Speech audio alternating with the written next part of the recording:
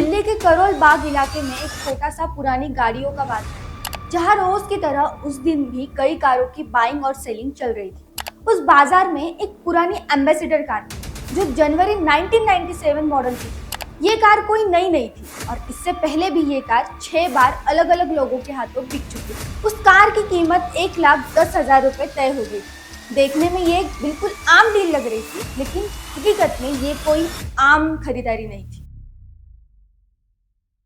Car खरीदने के लिए दो लोग वहां पहुंचे। उन्होंने अपने चेहरे ढक रखे थे, उनके पास पूरे कागजात थे और बातचीत बहुत कम शब्दों में हुई।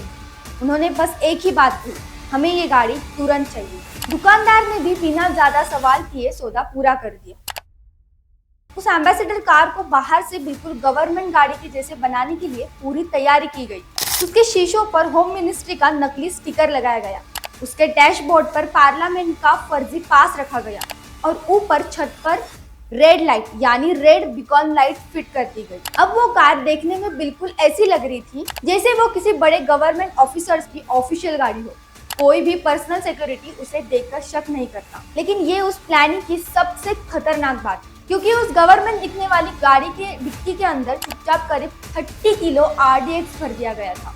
30 किलो आरडीएक्स का मतलब होता है इतना एक्सप्लोजिव कि अगर वो पार्लियामेंट के किसी भी गेट पर फट जाता तो सिर्फ एक ही गेट नहीं, पूरी पार्लियामेंट की बिल्डिंग का एक बड़ा हिस्सा पल भर में खत्म हो जाता।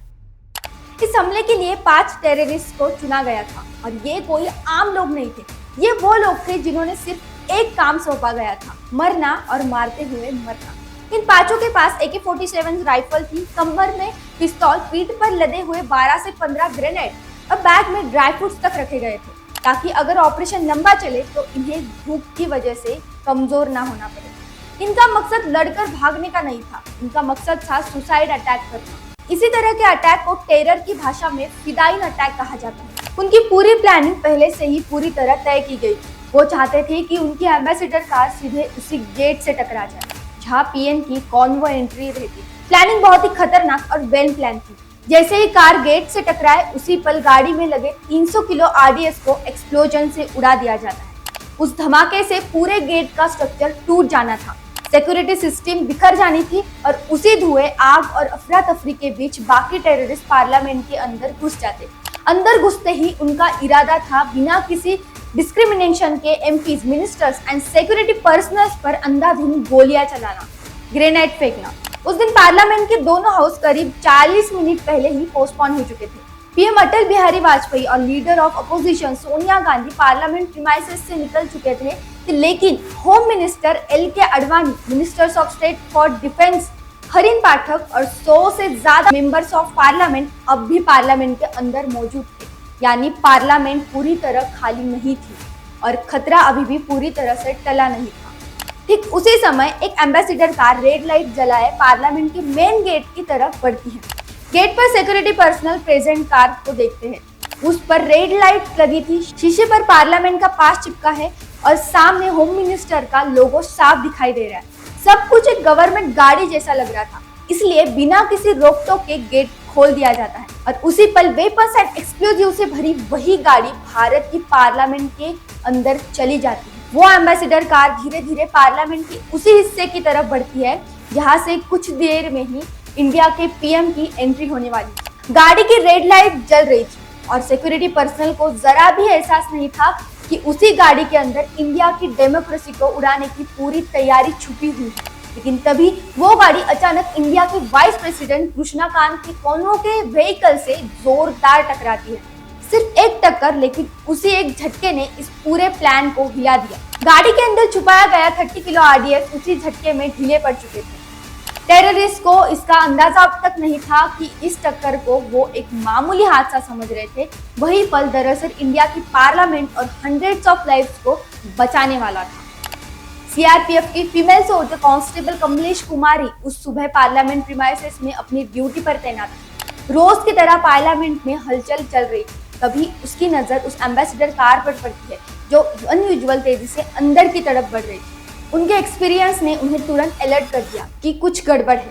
उन्होंने आगे बढ़कर हाथ उठाया और पूरी ताकत से चिल्लाकर कहा रुको, लेकिन उसी मोमेंट कार अचानक रुकती है। उस गाड़ी के अंदर से 5 टेररिस्ट बाहर निकलते हैं और अंधाधुंध फायरिंग शुरू कर देते हैं। पहली ही गोली सीधे कमलेश कुमारी को लगती है।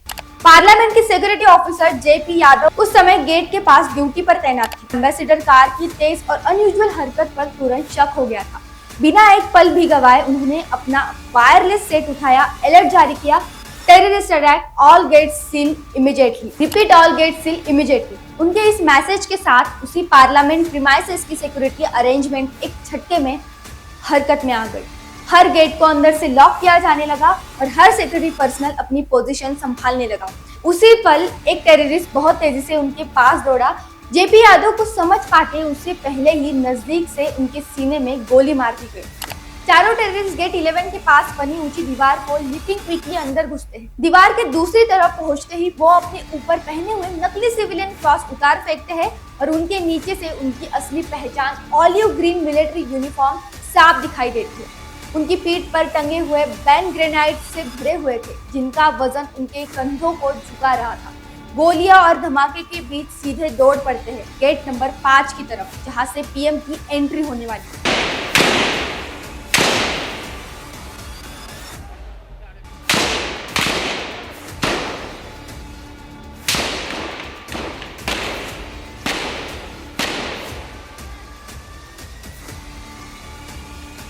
उसी समय पार्लियामेंट की ऊपर की मंजिल पर तैनात सीआरपीएफ के सोल्जर्स ने सिचुएशन को संभाल लिया था। उन्होंने बिना एक सेकंड गवाए ऊपर से टेररिस्ट पर गोलियां चलाना शुरू कर दिया।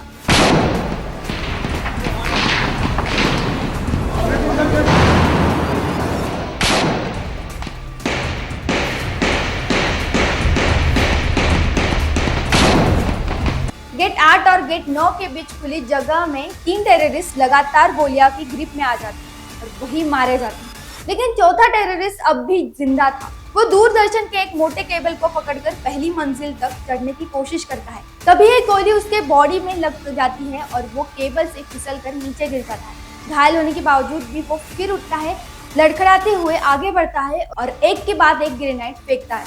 मगर आखिरकार सिक्योरिटी फोर्सेस की लगातार गोलियों के बीच वो भी वही मारा जाता है। एक धमाके की आवाज आती है। गोलियों की गूंज के बाद पहला धमाका ये ऐलान कर चुका था कि दुनिया के सबसे बड़े लोकतंत्र के मंदिर यानी संसद भवन पर हमला हो चुका है।